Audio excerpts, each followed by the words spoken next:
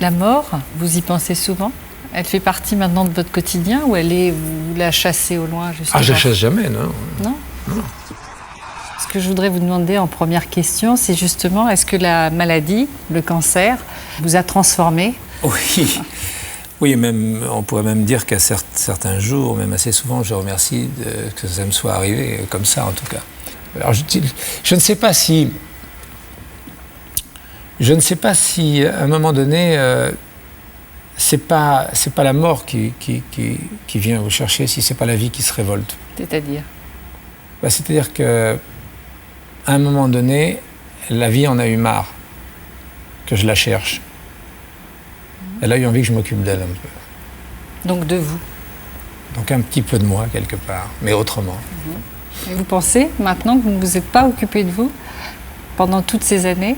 Oui, c'est-à-dire qu'en développant un ego démesuré dans ce métier, être absolument attentif au paraître, c'est-à-dire ne vivre que dans le regard de l'autre, on finit par oublier qui on est, ne plus savoir tout à fait être soi. Et c'est vrai que... Vous l'avez oublié? Je pense que oui, à un moment donné, oui. C'est très difficile d'arrêter de jouer un rôle. On joue un rôle en permanence. Vous avez vraiment ce sentiment-là d'avoir joué un rôle pendant de nombreuses années de votre vie? Oui, avec des moments, avec des fragments de sincérité, comme on a des fragments d'amour, des fragments de bonheur, des fragments. Voilà. Maintenant, le masque est tombé. Je ne sais pas, j'essaie en tout cas qu'il soit bien tombé. Toujours, vous avez voulu fuir le quotidien, la monotonie? Oui, j'ai toujours dit non. J'ai toujours dit non, tout le temps. Alors, peut-être avec une obsession un peu exagérée, probablement, parce que ça m'a amené à cette frénésie, puisque je ne trouvais pas. Puisque, à vouloir trouver la perfection, évidemment, à moi d'être Dieu. La perfection dans votre vie, la femme idéale, parce qu'on va y venir dans votre dernier livre, vous en parlez énormément, de la quête de la femme. Mais moi, je pense que c'est ça le souci de l'homme, c'est cette femme idéale qui dort sous ses paupières. Et quand il ouvre les yeux, il n'a jamais celle, évidemment, qu'il a visualisée ou qu'il a rêvée. Et je crois que si on regarde mieux, avec plus d'attention, avec plus d'amour, surtout, avec plus de lumière dans son propre regard, bien sûr qu'elle est là, bien sûr qu'elle est là. Vous avez rencontré l'amour? Oui, j'ai rencontré des femmes, bien sûr, et j'ai eu des femmes que j'ai aimées, certes, mais je cherche toujours à savoir ce qu'est vraiment, à part l'amour, avec un A immense, qui est celui de l'amour absolu. Je ne sais pas trop, on est tous en train de chercher, c'est pour tous une même quête. Mais je me suis fait avoir... Plus ou moins effréné. Plus ou moins effréné, oui. Plus ou moins effréné, c'est tout savoir moi-même. C'est-à-dire qu'en reparlant de la jeunesse, reparlant de l'enfance, des choses ressurgissaient très très fort, des souvenirs extrêmement perturbant, déséquilibrant même. Donc j'ai voulu décanter tout ça et puis des histoires me sont revenues d'autres rencontres faites dans la marine particulièrement, c'est vrai. Pour revenir à votre enfance, donc très jeune finalement, vous vous êtes engagé sur le bateau La Jeanne d'Arc. J'avais envie de voyager parce que je voyais arriver les cargos de l'autre côté de l'horizon. J'avais des parfums nouveaux, il y avait des langues que j'entendais et ça repartait et probablement mon imaginaire avec eux. Donc un jour ou l'autre, j'ai dit non, il doit y avoir quelque chose derrière l'horizon de tout à fait extraordinaire, de tout à fait merveilleux. C'est comme certains montagnards qui grimpent une montagne, ils vont dire c'est peut-être mieux derrière l'autre colline et puis derrière l'autre colline. Bon. Et j'ai eu ça toute ma vie, ce qui a été un drame, effectivement. J'ai toujours cru que c'était mieux là-bas, parce que je n'ai jamais su regarder ce qu'il y avait à côté. Donc très très vite, cette vie qui m'était proposée au lycée technique, avoir quoi comme avenir je ne sais pas, travailler, ce que j'ai fait d'ailleurs à un moment donné, travailler en usine, je n'avais pas du tout envie de ça. Donc je suis parti dans cette marine, mais ce qui m'a évidemment passionné, c'est la vie des hommes. Moi j'étais un adolescent, et j'avais à peine commencé mon adolescence, j'avais 14 ans, je n'étais pas très en avance en plus comme garçon.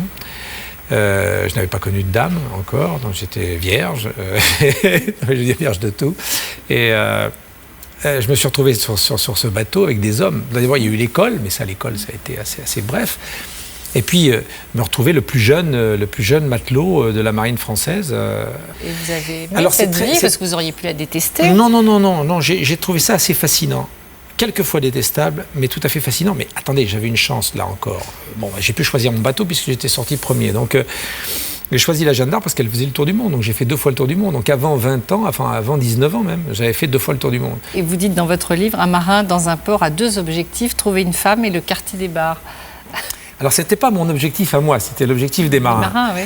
J'étais très jeune, alors j'ai effectivement eu cet objectif-là aussi, mais j'en avais un troisième qui était quand même de me sortir de là. Je m'étais engagé dans la marine pour quitter un ordinaire et des choses, j'allais dire, voilà, un quotidien un peu médiocre qui ne me plaisait pas. J'allais pas retomber dans une convention de vie maritime qui était celle des bordels et des bistrots. Donc je l'ai fait, bien sûr, ça oui, c'était incontournable. Mais en même temps, j'ai pris des chemins de traverse et je suis allé rendre visite à d'autres dames ailleurs et à des territoires que les marins ne fréquentaient pas. Ce qui veut dire que très vite, donc, c'était un univers trop fermé, dans le fond. D'abord, il était trop fermé, donc je ne pouvais pas y rester. C'est un univers d'hommes qui a extrêmement bouleversé mon adolescence, qui a même cassé une partie de mon adolescence. De quelle manière ? Qui n'a pas toujours été tendre, parce qu'elle n'a pas toujours été tendre. Et puis parce qu'elle a détruit aussi des rêves, des espoirs. Elle a même aidé à ce que l'amour intense soit assassiné. Oui, c'est vrai, on ne croyait plus à l'amour. Donc on allait baiser, on n'allait pas faire l'amour. Donc les filles étaient regardées plutôt comme passe-temps. Donc il fallait devenir un homme, il fallait devenir un homme comme les autres. Oui. Et en même temps, c'était assez violent l'univers à Oui, bord. parce que moi, on a essayé de me pendre quand même, à un moment donné, on a essayé de me flinguer. Mais par bêtise, par ivrognerie, bon... Violence sexuelle aussi ? Non, il y a certains l'ont subi, bien sûr, oui, il y en a eu. Mais moi, non. Je ne me suis pas retrouvé le petit mousse du bord giron qui se... Bien sûr, j'ai eu des marins qui ont été... Mais ça, je l'ai écrit dans mes... Ça ne se cache pas, c'est comme ça. Des marins qui étaient amoureux de moi, qui m'écrivaient des lettres, qui me faisaient des cadeaux. Bon, ça, c'est...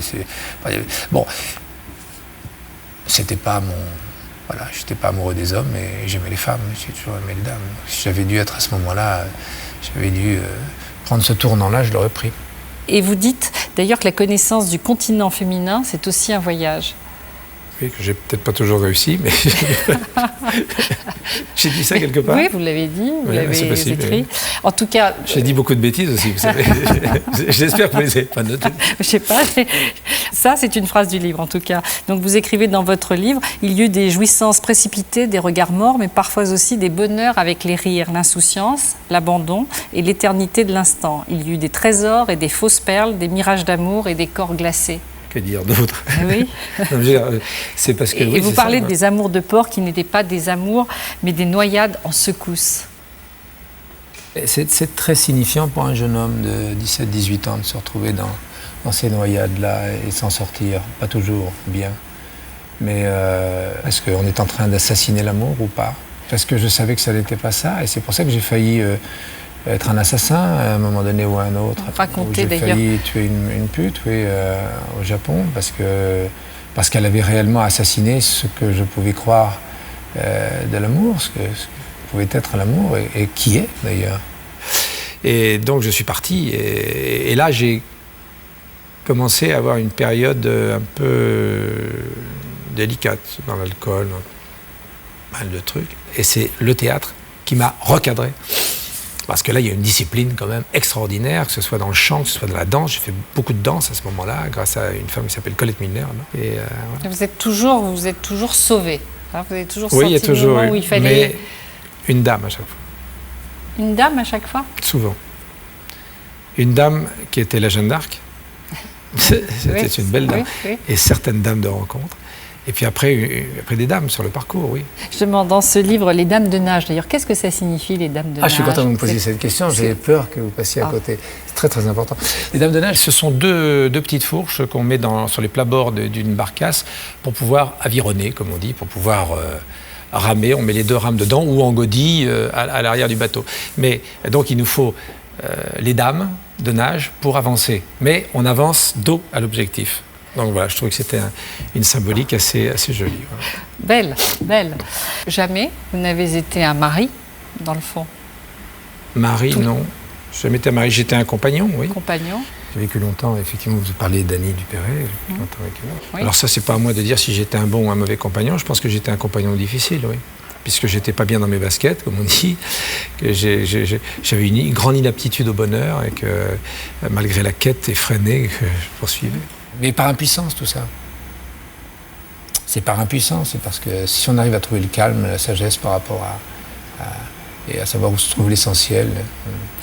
Je vous écoute et en même temps je me dis que c'est étonnant parce qu'on a le sentiment que tout le temps vous avez recherché justement le cadre et à être cadré, si je puis dire. Je pense que très très vite j'ai eu besoin de ça. Et beaucoup dans ma vie j'ai eu besoin de ça parce que j'étais un enfant, puis un adolescent, puis un homme qui a toujours débordé dans l'extrême. Ouais. Que ce soit dans les jeux dangereux, que ce soit dans les sports dangereux, que ce soit... Voilà. J'ai toujours débordé jusqu'à l'inconscience et la bêtise, dirais-je. Donc il fallait à un moment donné me retrouver dans une structure. Dans votre livre, Les Dames de Nage, on le voit aussi, vous êtes toujours avec justement dans des situations borderline, avec des personnages qui sont toujours aussi dans des continents perdus, avec des personnages aussi perdus, des personnes perdues. Au bord de l'abîme. Au bord de l'abîme, oui. Pour acquérir cette... C'était bête, je sais, c'était peut-être pas la solution, pour acquérir une connaissance autre. Vous parlez d'ailleurs de Marco Marcia à un moment donné, je ne sais pas s'il ou elle a existé. Ce travesti, oui, c'est les travestis qui ont existé. C'est 3 travestis en fait, mais j'en ai fait un. Mais c'est d'abord une jeune fille merveilleuse que j'ai rencontrée à Calama, dans le désert d'Atacama, qui était sublime, que je filmais des prostituées la nuit, dans un endroit un peu chaud. Et est arrivée cette jeune fille à la vitre, tout à fait délicieuse, merveilleuse. Bon, je suis allé... les filmer le long du mur, comme ça. Puis très vite, par un geste un peu obscène, je me suis aperçu que c'était un homme. Donc ça m'avait beaucoup frappé, car elle était extrêmement désirable. Donc c'était extrêmement troublant. Et puis il y a eu une jeune femme, je peux dire ça, à qui je peux rendre hommage d'ailleurs, qui était une Canadienne et qui venait me voir jouer au théâtre. Et avec qui on a eu une relation comme ça épistolaire. De temps en temps, elle venait... et qui est morte du sida, et qui a servi un petit peu d'exemple à ce personnage de Marco Marcia. Ce sont des personnages extrêmement troublants, bouleversants, des personnages de la vie qui vous saisissent et qui vous font aussi modifier le regard sur un certain nombre de choses. C'est ce qui est le plus important quand même, finalement, tout au long de votre vie, c'est apprendre à connaître la femme. Oui, mais justement, je me pose toujours la question aujourd'hui, est-ce que vraiment... Il me semble que c'est un échec absolu. C'est un grand échec, mais bon, il faut accepter aussi. Les échecs endurcissent et le succès fragilise. Alors voilà. Donc, il vaut mieux un échec. En tout cas, le couple sur le long terme, c'est impossible. Ah non, commencez pas là-dessus, j'ai pas de réponse là-dessus. Moi, je vois des couples merveilleux qui tiennent depuis des dizaines d'années. Et ça vous fait envie ? Oui, absolument. Je trouve que c'est magnifique. Je trouve que c'est tout à fait extraordinaire. C'est une paix. C'est une grande paix. Quoi d'autre dans la vie que la paix et l'amour? Quoi d'autre? Vous parlez rarement de la paternité. Moi, j'ai l'impression que les choses se sont passées au mieux par rapport aux difficultés que je pouvais amener, moi, en tout cas, parce que j'étais pas facile à vivre. Est-ce que j'étais un bon père? J'en sais rien. En tout cas, aujourd'hui, je tente de l'être et je tente d'être un père amoureux, un père vraiment, vraiment amoureux de ses enfants, de sa fille et de son fils. Parce que dans votre livre et dans vos livres, revient toujours la figure du père. Ça, c'est une figure importante, votre père, et un père absent. Père militaire de carrière, avec lequel vous n'avez presque jamais parlé. Pas beaucoup, non. Et à la fin de sa vie, un peu plus, mais c'était trop tard. Parce qu'il est parti très vite. C'est bien pour ça que j'en parle beaucoup de mon père. C'est parce que ça n'a pas été dit. Alors je réinvente une partie de l'histoire. Qu'est-ce que vous auriez voulu savoir? J'aurais voulu savoir un certain nombre j'aurais voulu connaître ses souffrances, parce que je sais qu'il en avait. Il se cachait pour pleurer, tout ça. J'aurais voulu en savoir, évidemment, beaucoup plus sur sa vie, mais sa vie d'enfant aussi. Sa vie d'enfant, pour savoir et comprendre, surtout aujourd'hui, pourquoi il est comme ça et pourquoi il dit qu'il a raté sa vie, pourquoi est-ce qu'il s'en va déçu. Et se dire que peut-être on peut faire un chemin autre grâce à ça. C'est ce qu'il vous a dit? C'est ce qu'il a dit à un moment donné, oui, mais bon, il était malade aussi. Mais je regrette de ne pas avoir eu plus de temps, parce que aussi, attention, c'est pas lui qui ne parlait pas, c'est que moi j'étais peut-être pas à l'écoute non plus. Peut-être pas suffisamment à l'écoute, peut-être pas prendre le temps de l'écoute. Hein. Déçu, c'est tout ce que vous ne voulez pas être, justement. Ah oui, mais j'ai pas de déception. Aucune. Même si mon parcours a été extrêmement tourmenté, je ne regrette absolument rien. Je pense qu'il était nécessaire pour en arriver là. Et je ne dis pas qu'aujourd'hui, je suis pas Bouddha, mais j'essaie de vivre au mieux les moments qui me sont proposés et jusqu'au bout. Pourquoi vous avez eu envie de parler de votre maladie, Bernard? Ah oui, alors est-ce que vous auriez pu la taire, comme certains? Oui, écoutez, c'est assez simple. C'est qu'est-ce que je peux faire, moi, aujourd'hui? Parce que j'ai les moyens de le faire, ma position, les rencontres que je peux faire, l'argent que j'ai pu gagner dans ma vie d'acteur. Donc ça, je dis, qu'est-ce que je peux faire, moi, pour aider d'autres à se prendre en charge et essayer de se comprendre et essayer d'aller mieux. Alors bon, ben voilà, je fais ce que je peux. Là aussi, je fais ce que je peux. On peut pas faire. Il y en a qui font beaucoup plus que moi et qui ont fait ça toute leur vie. Moi, je commence un peu tard, mais bon, je vais faire ce que je peux. Voilà.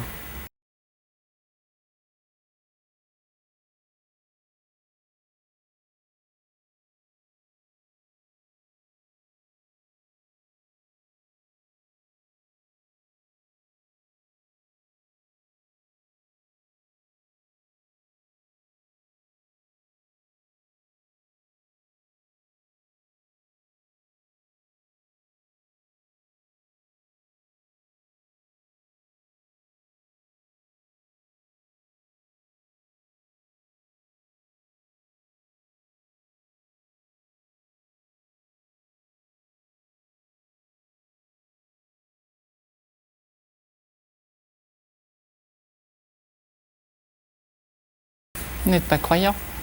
Si, moi je crois que je suis croyant. Je suis croyant en quelque chose de très particulier, de tout à fait inattendu. Un voyage. un autre voyage. Mais bien sûr, il faut le prendre comme ça, un autre voyage. Et j'espère qu'il est lumineux. Quelquefois, quand on... Vous l'avez écrit. Oui. C'est le voyage d'Amélie. Absolument. C'est ce que disait votre grand-mère. Oui. Vous les deux lignes Tout à fait. Attendez, hop là. C'est prétentieux de faire ça, de lire son propre texte, mais ça fait rien. Bon. J'étais petit, assis sur le bord du lit, j'écoutais ce qu'on disait, que l'âme était plus importante que le corps, l'esprit aussi, enfin les deux. L'âme, l'esprit, c'était pareil. C'est ce qu'on disait, j'écoutais. C'est le corps qui meurt, pas l'âme, ni l'esprit, disait grand-mère. Le corps n'est qu'une enveloppe sans importance qui disparaît avec le temps, mais l'âme est éternelle, elle se balade dans l'univers. Là-haut, débarrassée de son corps, elle est la parfaite lumière. J'écoutais en regardant par la fenêtre Amélie, qui avait 13 ans, et jouait avec sa petite sœur sur le trottoir. Elle était jolie avec son âme cachée dans son corps. Je ne savais pas si son âme était belle, parfaite, lumineuse, je ne la voyais pas. Mais Amélie était pour moi ce qu'il y avait de plus beau dans l'univers. Son corps était parfait et elle était ma lumière. Bon, enfin bref, après ça dure. Tout ça, c'est un voyage personnel, c'est un voyage unique pour chacun. Et donc, c'est une voie, une quête et ce voyage dont je parlais, qui est un voyage vers l'intérieur, maintenant un peu moins extérieur, il est tout aussi passionnant, sinon plus. Enfin, on ne peut pas croire n'importe quoi, mais la vie n'aurait pas de sens. Alors, la vie n'aurait aucun sens. Je n'arrive pas à croire que la vie ne puisse pas avoir un sens. On le trouve, ce sens, c'est être. J'en parlais tout à l'heure, déjà être. Donc être, c'est déjà inouï que d'être. Prendre conscience d'être, c'est déjà inouï. Donc c'est une chose inouïe que vous avez faite ces dernières années, pour vous. Et peut-être que le voyage qui suit est encore plus inouï. Maintenant, on va faire silence, vacuité mentale, comme les yogis. Voilà. Merci. Merci beaucoup. Pour ne rien manquer sur ma chaîne Ina Mireille Dumas, abonnez-vous et activez la cloche.